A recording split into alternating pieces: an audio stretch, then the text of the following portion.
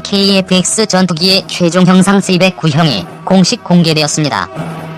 각종 전자장비들이 아직은 스텔스화 되지 않은 초기 형태라 일단은 임시로 기존 4세대 기체들처럼 기체 외부에 장착하는 것으로 결정되었습니다. 기체 형상은 베이비랩터라고 할 만큼 F-22와 흡사한 설계가 되어 있고 스텔스형으로 설계되는 신규 전투기들은 한결같이 비슷한 모양을 다들 하고 있습니다. 스텔스 형상에 맞추느라고 과거처럼 개성있는 기체 형상을 만들기가 어려워진 시대가 된 것 같습니다. 다만 개인적으로 아쉬운 점이라면 조종실 캐노피의 형상을 볼 때 후방시계가 F-16이나 F-15처럼 완벽한 후방시계까지 제공하지는 않고 제한적인 후방시계만 제공한다는 점입니다. 후방 180도까지 완벽한 시야를 제공하는 F-16과 F-15 전투기들. 하지만 기체의 내부 공간을 최대로 활용하기 위해서는 어쩔 수 없이 타협점을 잡을 수밖에 없었을 걸로 보입니다. 그리고 특이점은 KF-X C-109의 캐노피 전방 프레임은 F-35의 그것과 같이 스텔스성을 위하여 캐노피 유리 내부에 내장되어 접착하는 방식으로 설계된 것을 볼 수 있습니다. 또한 위 사진을 볼 때 조종사 헬멧은 HMD 형태로 F-35와 거의 유사하지만 F-35는 비용 절감 등을 이유로 제거해버린 허드도 추가로 탑재하고 있는 걸 볼 수 있습니다.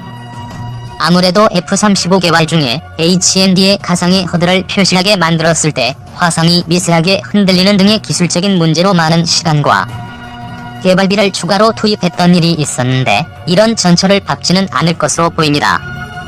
F-15의 전방동체 캐노피 전방 프레임이 외부로 돌출된 기존의 방식은 스텔스 성능에 나쁜 영향을 미친다. 기존 전투기들은 전방 프레임이 유리 밖으로 돌출되어 있습니다. 앞쪽에 힌지가 달려 뒤쪽이 열리는 F-35의 캐노피, 그리고 스텔스 성능을 위하여 전방 캐노피 프레임이 캐노피 안쪽에 접착되어 있음.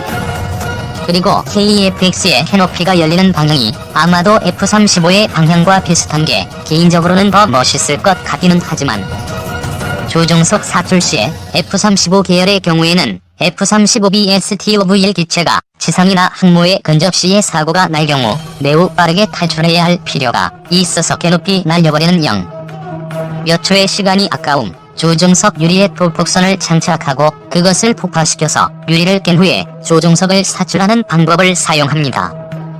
그래서 F-35의 경우에는 캐노피를 고정하는 힌지가 앞쪽에 있어도 상관이 없습니다. 그런데 KF-X C-109의 그래픽상에는 조종석 유리에 도폭선이 보이지 않으므로 도폭선이 장착되지 않은 KF-C C-109의 그래픽이 맞다면 캐노피를 날려버리는 방법을 사용할 것으로 보이고 KF-X C-109의 조종석 캐노피 프레임 뒷부분이 톱니 모양으로 설계된 것을 보면 조종석 뒷부분에 힌지가 있을 것으로 추정해봅니다. 캐노피 앞부분에 캐노피 사출용 흰색 로켓 모터가 달려있는 F-22 전투기, 그리고 캐노피 뒷부분에 힌지가 있어야 캐노피 앞부분에 로켓 모터를 달아서 뒤쪽으로 캐노피를 날려보낸 후 안전하게 조종사가 사출할 수 있게 됩니다. 그래서 대략 결론을 내보면 KF-X C-109의 캐노피는 모양은 F-35와 흡사하고 사출 방식은 F-22와 흡사하게 설계된 것으로 보입니다. KF-X 조종석 목업 KF-X는 2인승 버전도 존재한다.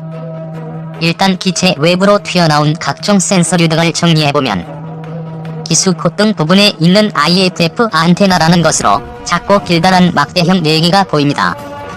다가오는 기체에 암호전파를 보내서 파편이 제대로 오는지를 확인하여 적기와 아군기를 구별하는 역할을 합니다. 콧등 부분에 여드름이라고 흔히 칭해지는 작은 동그란 돌출물이 있는데 IRST라고 해서 적외선 탐색 추적기입니다. 이 장비는 극심한 전자파 방해 상황 등에서 원거리의 적기를 적외선을 사용하여 탐지하고 추적할 수 있는 보조적 추적 장비입니다. 특히나 적기가 스텔스기일 때 적외선 추적 기능이 더 유용하여 최신의 기체들에게는 거의 다 기본 옵션으로 달려가는 추세입니다. 이 장비도 국산으로 개발됩니다. 공기 흡입구 좌우 측면에 돌기 형태로 나와 있는 작은 돔은 3에서 2번과 같이 전자전 안테나입니다. 각각의 돔들이 각각 다양한 주파수와 각도를 커버하기 위해 이곳저곳에 설치되어 있습니다. 기존 국산화되어 있는 AQ200K CM포드, 한국 공군의 F-16 전투기 등에 탑재되어 있다. 정면에서 봤을 때 왼쪽 공기 흡입구 아래에 동그란 감시 카메라처럼 튀어나온 물체가 있는데 이것은 내장형 전자전 장비 즉 ECM 장비의 안테나입니다. 원래는 기체 외부에 포드 형태로 장착하곤 했으나 최근의 전투기에는 기본적으로 내장되는 추세라서 포드는 내장하고 안테나만 외부로 튀어나온 모양을 하고 있습니다. 이 장비도 국산으로 개발되는데 기존 국산화 개발되어 있는 AQ200K의 업그레이드 장비를 기체 내부에 장착하는 형식으로 다시 패키징하여 사용됩니다. 그런데 최근 잡지에 보면 사진상의 3번 도미 DIRCM이라는 말도 있더군요. 제가 이걸 ECM 안테나라고 생각한 이유는 타겟팅 포드 바로 옆에 붙어 있어서 만일 DIRCM이라면 다가오는 미사일을 타겟팅 포드가 가리는 현상이 생기므로 DIRCM은 아닐 것이고 ECM 안테나라고 추정을 한 것입니다. 물론 정확한 자료는 제작사에서 발표를 해야 알 수 있을 듯 합니다만 최근 군사 잡지에서도 그렇게 나오므로 DIRCM일 가능성도 있는 것 같기도 합니다. 그리고 수평미익의 끝부분 통째가 뾰족하게 튀어나온 부분에 동그란 페어링이 좌우 각각 한 군데씩 있는데요. 이것도 ECM 안테나입니다. ECM 장비는 적이나 적이 지상 레이더의 신호를 분석하여 역으로 교란 신호를 보냄으로써 적이 레이더를 교란하여 생존성을 높이는 장비입니다. 어니 시스템과 한 세트로 볼 수 있습니다. 주날개 양쪽 끝에 조그만 막대기처럼 천으로 튀어나온 것은 레이더 워닝 리시버 RWR 안테나입니다. 적기의 레이더 신호를 분석하여 아군기가 추적받고 있다는 경고를 조종사에게 알려주게 됩니다. 기체 전면 사진에서 오른쪽 공기 흡입구 우측에 붙어있는 포드는 한법 포드인데 이 포드에는 지형 추적 리더와 지형 추적용 적외선 카메라가 장착되어 있어서 지상에서 수십 미터의 고도를 유지하면서 적진을 포복하듯이 초저공 비행이 가능하도록 해주는 장비입니다. 최근에는 기체의 레이더에 이 기능이 통합되는 추세이나 그럴 경우 레이더 개발 비용이 많이 늘어나게 되므로 이렇게 따로 포드를 장착해서 붙이는 것이 오히려 경제적이고 신뢰성이 더 높을 수가 있습니다. 또한 최근에는 견착식 지대공 미사일의 발달로 인하여 저공 비행한다고 안전한 게 아닌 시대가 되어서 저공 비행하여 적진을 침투하는 일이 비교적 적어지고 있어서 해당 장비는 거의 특정 임무 시에만 사용되는 옵션으로 들어가고 있는 추세입니다. 그래서 이 장비는 국산 개발을 하지 않고 기존 항법 포트를 수입하여 사용할 걸로 보입니다. 기체 전면 사진에서 왼쪽 공기 흡입구 좌측에 붙어있는 포드는 타겟팅 포드입니다. 이 포드는 레이저를 발사하여 지상의 목표물과의 정밀한 거리를 측정하기도 하고 고해상도 안정화 카메라가 장착되어 있어서 지상의 목표물을 적외선과 광학으로 추적하여라곤 시키면 레이저 조준기가 작동하여 지상의 표적에 레이저를 쏘아줍니다. 그러면 그 레이저를 추적하는 각종 폭탄이나 미사일들을 사용할 수 있게 됩니다. 또 훌륭한 광학 카메라 성능을 활용하여 적기의 사진을 찍어서 기하 식별 및 정찰을 하기도 한다고 합니다. 엄청나게 정밀한 장비로서 이 포드 한 개의 가격만 수십억 원대에 이릅니다.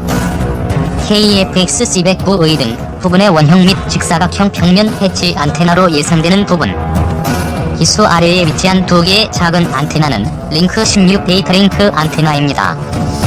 이 안테나를 통하여 아군의 각종 군함, 전투기, 차량, 지휘소, 조기 경보기 등이 서로 정보를 주고받게 됩니다. 이때 전파를 사용하므로 아군의 위치가 적군에게 발각될 확률이 존재합니다. 물론 F-35나 F-22 같은 본격적인 스텔스기들의 경우 스텔스화된 정보 교환 수단을 가지고 있을 것이나 이것은 수출하지도 않고 기술도 공개하지 않는 해당 기종들의 비밀일 것으로 추정됩니다. 그러므로 그런 기술을 KF-X에 활용하는 것은 거의 불가능할 것이므로 일단 표준적인 링크 16 계열 장비와 안테나를